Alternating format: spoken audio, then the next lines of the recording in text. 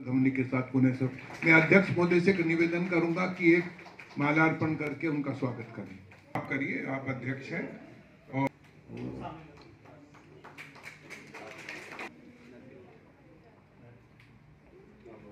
के साथ उनके सुपुत्र भी उपस्थित हुए हैं। हम उनका भी ऐसी विभूति विराजमान है जिन्होंने पूरे देश के अंदर, देश ही नहीं मैं तो कहूँगा पूरे विश्व के अंदर मेरठ का नाम रोशन करा है।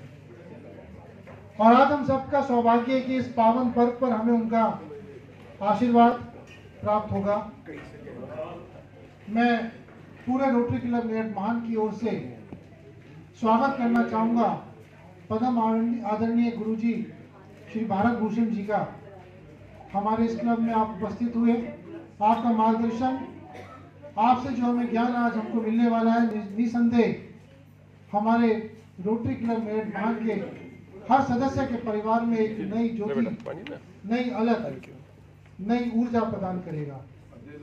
मैं बहुत ही आदरपूर्वक मंच पर आमंत्रित करता हूं परम आदरणीय श्री भारत भूषण जी को कृपाएं और हम सबको अपना आशीर्वाद प्रदान करें। लोहड़ी पर हम सब एकत्रित हुए हैं, तो इसके लिए बहुत बहुत शुभकामनाएं। हम लोहड़ी समझने की है क्या, ये केवल पंजाब का ही त्योहार नहीं है। पंजाब में इसे लोहड़ी बोलते हैं, उत्तर प्रदेश में इसे खिचड़ी बोलते हैं, पूर्वी उत्तर प्रदेश में पहिबा बोलते हैं, बंगाल में पोंगल बोलते हैं, दक्षिण भारत में। इस तरह से अलग अलग प्रदेशों में अलग अलग नाम है। और ये इतनी बड़ी स्थिति है, इसको हम समझ लें धार्मिक स्तर से भी और ज्योतिष स्तर से भी। हम जानते हैं कि सूर्य उत्तरायण होता है, सूर्य दक्षिणायन होता है। आपको पता है किसी को भी कि सूरज किस दिशा से निकलता है? चाहे बच्चे से पूछ लो, चाहे बूढ़े से पूछ लो, हर कोई यही कहेगा सूरज पूरब से निकलता है। और ये आपको बता दें, सूरज पूरब से ही नहीं निकलता। ये आपको आश्चर्य होगा। उत्तरायण होकर उत्तर से निकलता है, दक्षिणायन होकर दक्षिण से निकलता है। पूरब में केवल 9 दिन निकलता है, दोनों नवरात्रों में, जब उत्तर दक्षिण के बीच में पूरब आता है। इसलिए नवरात्रों का महत्व इसलिए हो जाता है कि सूर्य नवरात्रों में 9 दिन ही पूरी अपनी मूल दिशा में उगता है। इसलिए नवरात्रों का महत्व यूं हो जाता है। लेकिन आज का जो त्योहार मनाने जा रहे हैं, आपको पता है कि लोहड़ी इस बार कब है? आप ये कहेंगे कि हमेशा 13 जनवरी को होती है, तो 13 को ही है। तो समझ लें कि क्यों, कि अगले 72 सालों के लिए, मतलब उसको कारण समझ लें, क्योंकि हम खुशियां तो मना रहे हैं, तो मना क्यों रहे हैं, इसके पीछे बेस क्या है वो समझना जरूरी है, तभी हम उसका लाभ ले पाएंगे। ये आपको पता है कि इस समय मल मास खर मास चल रहा है, इस समय कोई शादियां नहीं हो रही है, ये अशुभ समय कहलाता है। जब भी सूर्य धनु राशि में आता है तो मल मास कहलाता है, और ये मल मास खर मास वो कहलाता है, इसमें शुभ कार्य नहीं किए जाते। तो जब सूर्य उत्तरायण हो जाएगा तो ये मल मास खत्म हो जाएगा। आपने देखा होगा कि 2 त्योहार अग्नि जलाकर होते हैं। एक तो होली का, होलाष्टक 8 दिन पहले शुरू हो जाता है, यानी जितनी भी नेगेटिव एनर्जी है वो होली पर 8 दिन पहले से इकट्ठी शुरू हो जाती है। तो होली का दहन पर होली जो नेगेटिव एनर्जी सब भस्म होती है। उसके बाद हम होली खेलते हैं, खुशियां मनाते हैं कि नेगेटिव एनर्जी भस्म हो गई। इसी तरह से ये मल मास की जो नेगेटिव एनर्जी होती है, ये जो त्योहार है जो जिसके लिए आज हम बैठे हैं, अग्नि प्रज्वलित करके उसे हम भस्मीभूत करते हैं मल मास की लोहड़ी में। लोहड़ी मकर संक्रांति की पूर्व संध्या का पर्व है।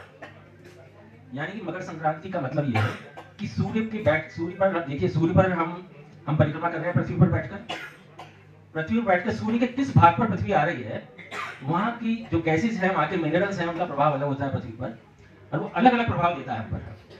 तो इसी तरह से हमारे मौसम में 6 ऋतु आती है। ये जो मौसम है, इस समय सूर्य 15 तारीख को उत्तरायण में पहुंचेगा। हर बार 72 सालों से 14 तारीख को पहुंच रहा था। इसका कारण क्या है? गणितीय, कि हर साल 20 मिनट देर से पहुंचता है सूर्य। पृथ्वी को टेढ़ी है 13 डिग्री, इसलिए हर साल 20 मिनट देर से मकर राशि में सूर्य पहुंचता है। इसे 72 सालों में 1 तारीख बढ़ जाती है। अगले 72 सालों के लिए 15 को ही मकर संक्रांति में बनेगी और 14 को लोहड़ी बनेगी। कोई ये कहेगा हमेशा 13 को बनती है, हमने तो कभी सुना नहीं 14 को। तो आप ये बता सके ना, संतुष्ट कर सके। दूसरा, लोहड़ी खास तौर से लोहा उड़ी, लोहे पे कई कारण है लोहड़ी नाम का। लोहड़ी पर मूंगफली और इस तरह से लोहे कढ़ाई पे चढ़ता है, और रेवड़ी, तो इन दोनों का लोहा और रेवड़ी तो लोहड़ी नाम का पड़ गया, क्योंकि इस समय हम मल मास की दूषित तरंगों को हम भस्मीभूत करते हैं लोहड़ी की अग्नि से। इसे अन्नपूर्णा से भी जोड़ा गया है, और अन्नपूर्णा देवी इस समय अग्नि में प्रज्वलित होती हैं।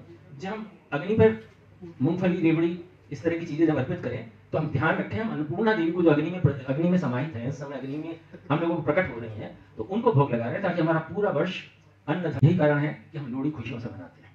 मकर संक्रांति सूर्य उत्तरायण में आ जाता है, यानी कि सूर्य घूमता हुआ, यानी पृथ्वी घूम रही है, सूर्य के उत्तर दिशा में उत्तरायण हो जाता है, यानी सूर्य तो जो घूम ही रहा है, लेकिन पृथ्वी तो सूर्य के जो चक्कर काट रही है, तो हमारी पृथ्वी उत्तर की तरफ आ जाती है सूर्य के। उधर ही देवलोक है, उधर ही शुभ लोक है।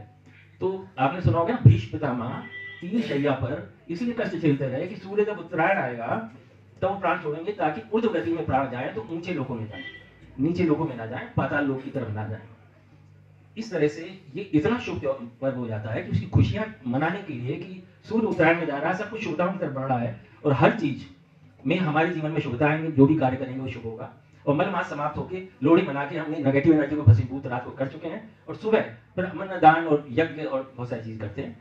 दूसरा, लोहड़ी वाले दिन ही लोहिता नाम का राक्षस को बालकृष्ण ने मारा था, उसकी खुशी में भी हम लोहड़ी मनाते हैं, और अग्नि से हम अन्न धन देकर हम अपना खुशियां मनाते हैं। और खुशियां हमारी कैसे मनती है? नाच के गाकर। और जो दूसरी तरह की कथाएं हैं उसमें हम समाहित हो सकते हैं, और इसलिए हम भगड़ा और गिद्धा पाते हैं, जो पंजाब में जो कथाएं हैं, और वो तो है ही, लेकिन पूरे भारतवर्ष में जोड़कर क्यों हम मकर संक्रांति और लोहड़ी मनाते हैं उसका जानना जरूरी था। कोई और किसी का सवाल हो तो जरूर पूछे। मकर संक्रांति पर इतना कहेंगे कि दान यज्ञ का विशेष महत्व है, इसलिए मकर संक्रांति पर किया गया दान अक्षय हो जाता है, यानी कि उसका हमेशा फल मिलता है। इसलिए हमें शुभ कार्य करने चाहिए मकर संक्रांति पर, ताकि हमारे जीवन में जीवन शुभ से शुभतम हो जाए। सबको बहुत बहुत शुभकामनाएं।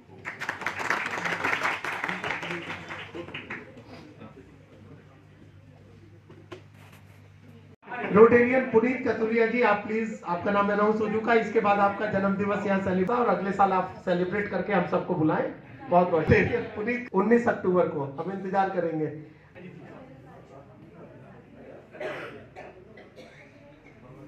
आपको बहुत बहुत शुभकामनाएं नीरज नारंग जी। और अरे अभी है क्या, मैं साथ साथ आमंत्रित करना, अध्यक्ष जी प्लीज आप भी आइए, सचिव जी। वो इंडियन में रह जाते हैं।